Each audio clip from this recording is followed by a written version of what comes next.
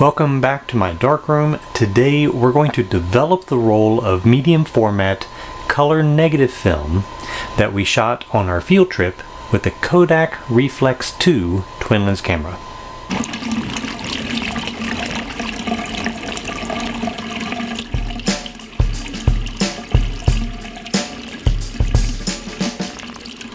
So the roll that I shot was a 120 size Portra 400. It was an older roll of film. I've had it for a while. Apparently it expired back in 2016, so it's well out of date. So we'll see what that looks like. It is at least fresh developer, just mixed it up today, so if there's any color problems, it's most likely from the film, but we'll see that once we get everything done. Now, what I have set up here, I've done a C41 video before, but this time I'm not going to use my Jobo machine, which is kind of a luxury that a lot of people don't have, and instead I'm going to be doing it here in just a regular tank and my immersion circulator, also called a sous vide. Now I've got just literally the cheapest one that I could find on Amazon. I think I paid $39 and it even had prime shipping, so just $39 plus sales tax for Kentucky. It's holding pretty good. I do find I have to use it at 104 degrees Fahrenheit in order to get the developer at 100 degrees Fahrenheit. I am using some Pyrex glass beakers for the chemicals, and that maintains the heat pretty well, transfers the heat better than plastic. Other than that, a plastic tub is just the same kind of container used by restaurants for bussing tables and carrying dirty dishes back to the kitchen. I got it at a commercial kitchen supply store for like $4, so it's nice and deep, holds everything really well, as well as maintains the temperature.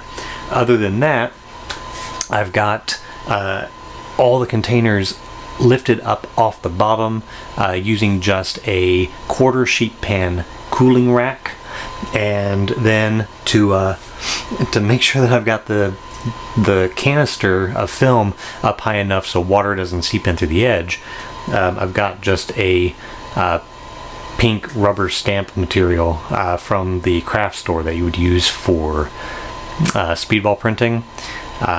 It's just laying on there, so it just lifts it up high enough so water doesn't come in through the lid. Alright, so that's it. We're going to get started, and once we have everything developed, then we will look at the film and see how those shots turned out. Now, before we get to that, if you would like to help support this channel, you can do so by either going to my Patreon page right up there. You can get t-shirts such as this design that was made just for this channel, or you can get some towels like my C41 towel here to keep your hands clean while you're developing. So I'm going to put on my gloves and my apron, and we're going to get developing. Well, it looks like when I say gloves, I mean glove, singular. I am out. So I'm going to put that on my, let's see, yeah, left hand, so I can agitate. And we'll just let the right hand get a little stinky. So no harm done there. We'll at least keep one nice and dry. Alright, we're going to start with developer. Everything is 100 degrees Fahrenheit.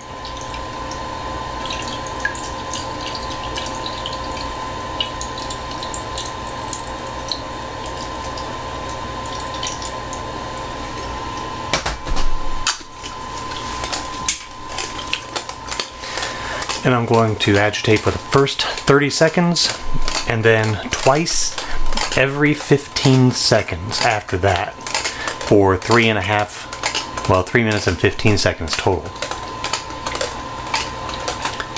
I know it looks kind of vigorous,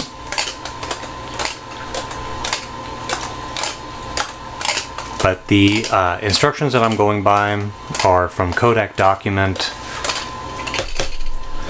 CIS 211, and I'll see if I can find a link for that to put down in the description.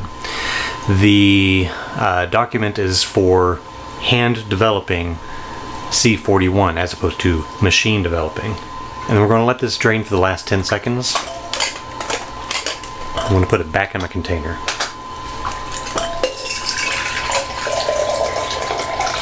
As you can see, it's picked up quite a bit of color.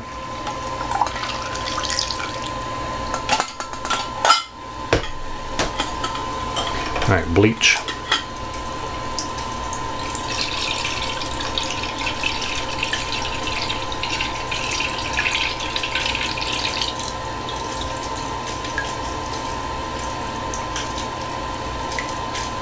You can see I've got some leakage here. I'm about to get below my minimum mark.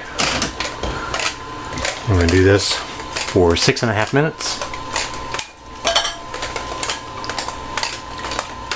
And here you can agitate just like you would for black and white. Then last 10 seconds. I'm going to have to be careful not to get my used bleach and used developer mixed up.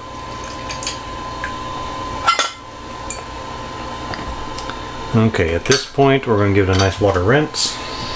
I've got water here at 100 degrees.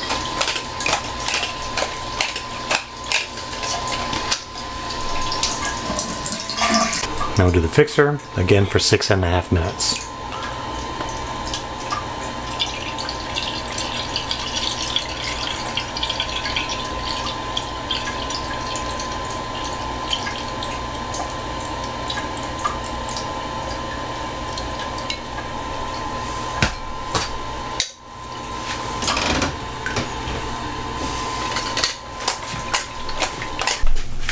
Now the particular model that I have is Klarstein. I don't know if you can see that. Klarstein. And I'm sure it's sold as other brands as well. Like I said, it was literally the cheapest one on Amazon. And it's very accurate. I've not had any issue with that. It's fairly quiet.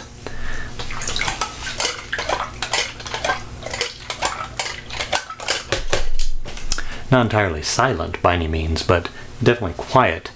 No, I said I had it set at 104 degrees Fahrenheit and it kept the developer at 100, but the actual water bath is in fact 104. As long as we have the developer at the right temperature, that's all that matters.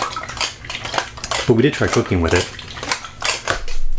before we actually dipped it in here, and it worked really well. Had a really nice, well-cooked steak. So if you want to use it for cooking, there you go. I have no problems with it right now. It's simple to use. It's not fancy. I don't think it has any sort of Bluetooth or phone control like some of the more expensive ones.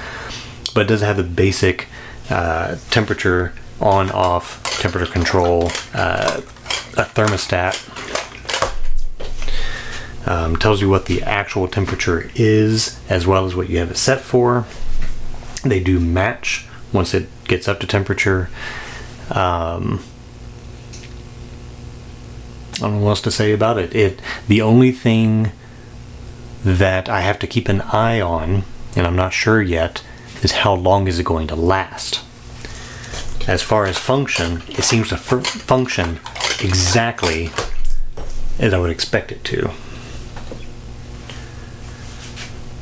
So this is only my third time using it. We'll see how long it lasts before I have to replace it. If we don't have any issues there, then I don't see any reason for this to go out and buy something far more expensive, even sometimes as 3 times the price. No, don't do that. Alright, now that the fixer is done, we will go ahead and do our 5-minute running wash. Okay, so I've got my film washed. I'm going to put just a little bit more water in there. Okay, I'm going to go ahead and remove the film. And we're going to photo flow it. Now, I've always been a pretty strict user on the correct chemicals for the job you're doing, and that means for color negative that would be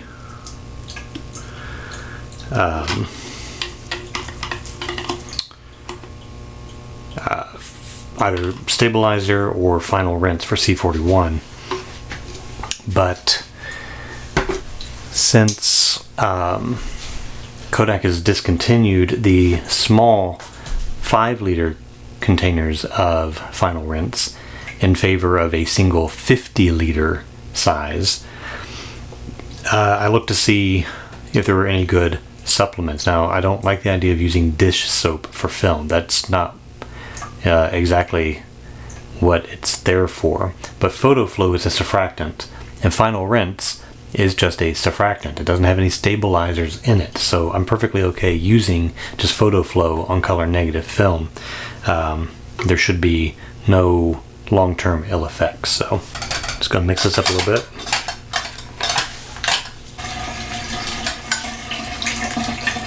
Okay, as you can see, we do have some shots. And the exposures actually aren't that far off. A couple of them are a little dense, but it's not too bad.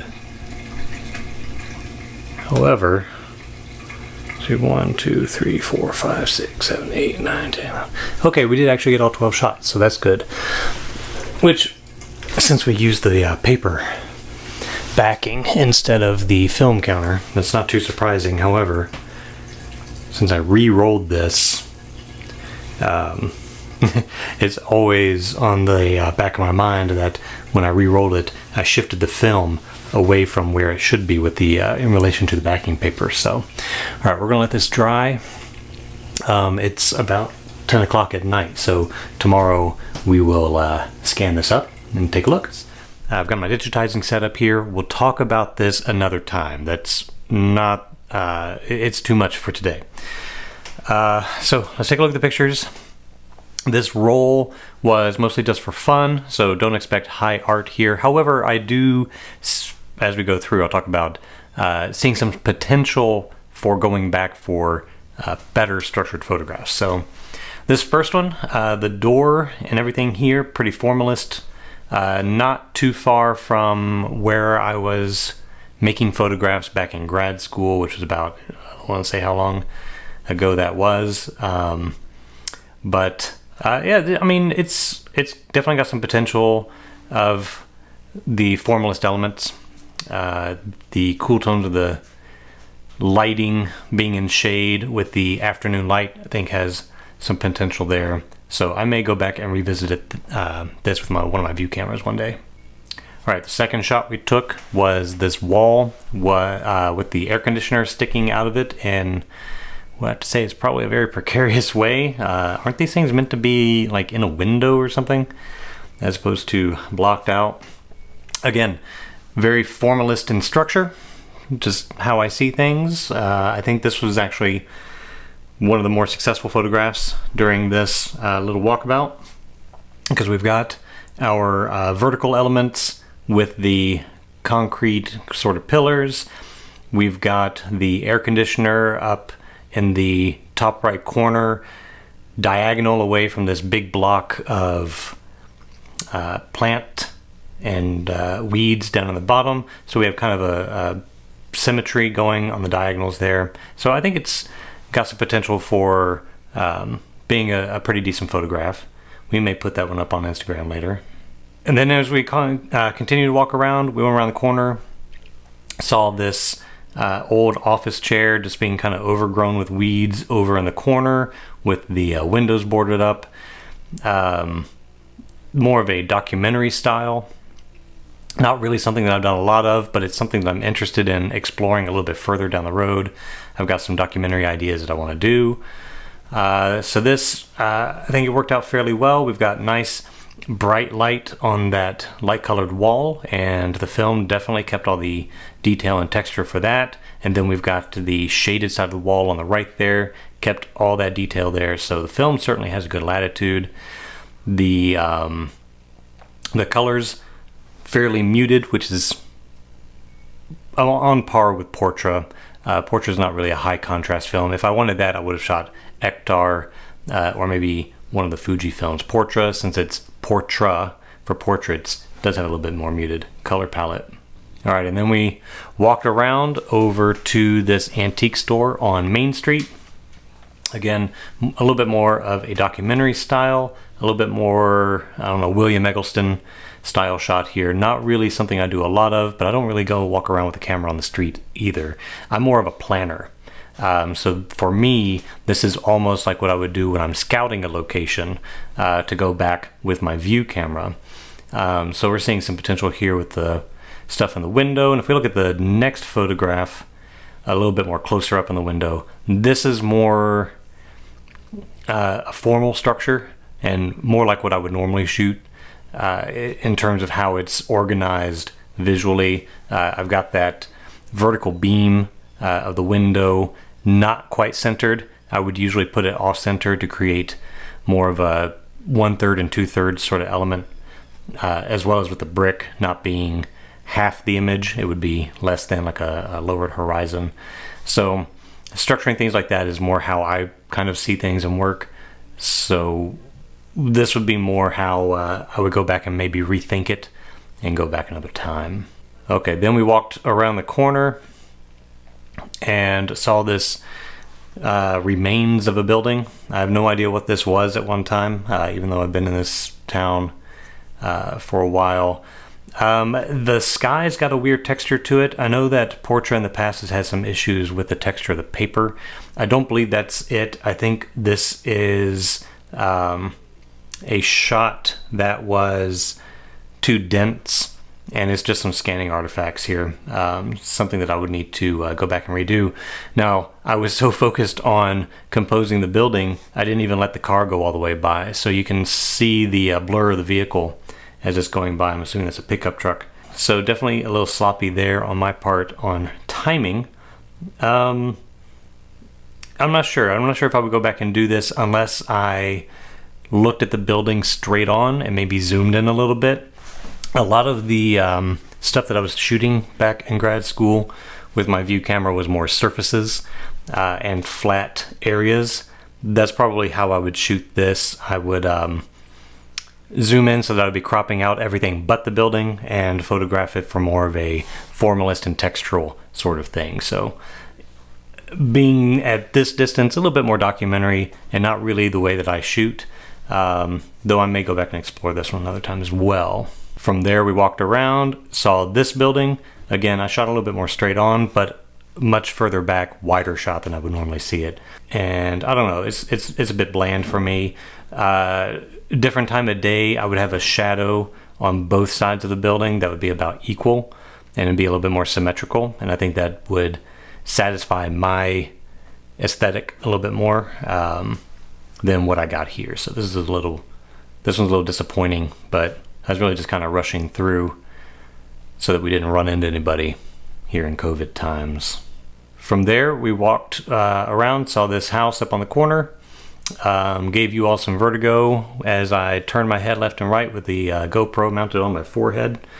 We're going to have to rethink how we mount the GoPro next time so we don't make everybody sick. I myself was getting a little car sick while editing, so just be glad I cut most of it out because it was a bit different than what I normally do. Didn't quite work out. This photograph, I mean, there's nothing here for me. I would not go back and re-explore this one. It's a bit bland, a little too symmetrical, nothing in the center of any interest, not very well composed, so I wouldn't go back. And I don't see any potential for anything that I would want to photograph again, so we're done with that area. Okay, from here, I went back to the original spot because I had already seen the potential with that air conditioner photograph for some other things. I was like, well, you know, we've got half the film left to go. Let's go back and to where I was a little bit more interested in photographing. So went back and got this one and created a little bit more symmetrical, asymmetrical photograph with this side of the wall and putting that pillar right in the middle to bisect vertically and then have it weighted a little bit to the left with that boarded up window, and then the bottom third be the gravel and plants. So again, very formalist structure. I'm not too used to shooting with a square format, so organizing this square as opposed to rectangle is a little bit different for me. But again, I'm fairly satisfied with this photograph. I think there's room for improvement, but overall I think it worked out fairly well for my aesthetic. Okay, from there I photographed the ground. I said I was very interested in the patterns of the moss and whatnot. This photograph definitely doesn't show, I think, the potential of the area. It's a little too zoomed in, being that close to the ground. If I were to go back, I would probably want a much higher vantage point so that we're picking up less of the small texture, a little bit more macro instead of micro scale, and getting more of the pattern, and then spend a little more effort with the composition to get a good feel for where the dark versus light and mid-tone areas were. Right now this is just a little bit more of a visual mess. Then we walked around the corner, saw this again, structured a little bit more formalist with areas of large blocks of tone. Since I shoot mostly black and white, I'm getting more into color for my artistic work, but thinking more as a black and white photographer, this would be more formally structured. I think it would work better in black and white than color here. All right, and then this last one, again, going back to the ground where the windows and the white wall were shot. Again, it's really a visual mess. Doesn't have anything to do with what I thought I was seeing before taking the picture. And it's a place I'd probably want to spend a little bit more time, but I just didn't get it today. So not a big deal there. Always an easy place for me to get back to if I wanted to. I see there's potential for better work. This, more of a just testing the camera out, going out on a walk, getting some fresh air, trying out the camera, and having a little bit of fun. And it was fun. Did I get 12 great photographs? No, not at all. Did I get a couple of decent ones that I don't mind putting up on Instagram? Absolutely. And then I see potential for some better work in the future. So that's it. That's all we're going to talk about today. So if you're going to set up a little darkroom for color film in your home, a sous vide is a really nice machine for that. Again, I got the cheapest one off Amazon. There's no reason not to. And then you can scan your film, print it, digitize it, and we'll talk about all that stuff in the future. So thanks for watching. Thanks for going on a walk with me and testing out that camera, and we'll see you next time.